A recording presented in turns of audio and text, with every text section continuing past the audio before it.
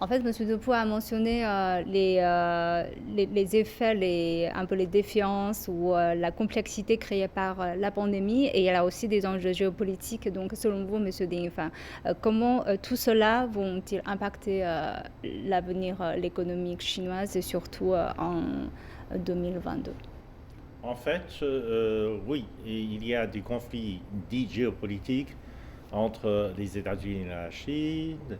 Les États-Unis essaient de se rallier avec l'Union européenne pour isoler la Chine de plus en plus. Mais tout cela n'aurait pas de grands impacts sur le développement économique de la Chine pour l'année en cours.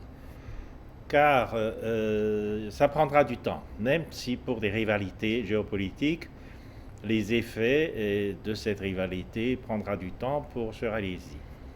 Alors que selon les statistiques de l'économie mondiale, etc., la Chine garde encore un élan de sa croissance parce que la Chine est encore dans un processus de l'urbanisation important, son industrialisation n'a pas complètement achevé. Tout cela nécessite un investissement et le gouvernement chinois incite sur les innovations technologiques. Les innovations technologiques nécessitent aussi beaucoup d'investissements. Et les investissements créeront de l'emploi. Et ça maintiendra l'élan de la croissance chinoise pour l'année à venir. Et en plus, en dépit de cette rivalité géopolitique, eh bien, les entreprises américaines et européennes, etc., les entreprises étrangères en général, ne veulent pas quitter le marché chinois parce que le marché chinois est en train de devenir le plus grand marché de consommation sur notre planète. Ça a des effets sur les entreprises étrangères. Je viens de sortir d'une réunion avec le président de la Chambre de commerce des entreprises américaines en Chine.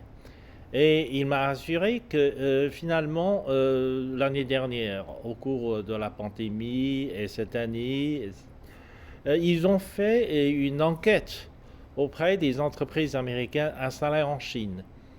Et finalement, plus de 85% des entreprises américaines en Chine veulent continuer à augmenter leur investissement en Chine. Pratiquement, il n'y a pas d'entreprise américaine qui obéirait, par exemple, à l'exigence du gouvernement Trump ou du gouvernement Biden de se retirer du marché chinois pour retourner aux États-Unis. Aucune entreprise ne veut faire tout cela pour des motivations politiques.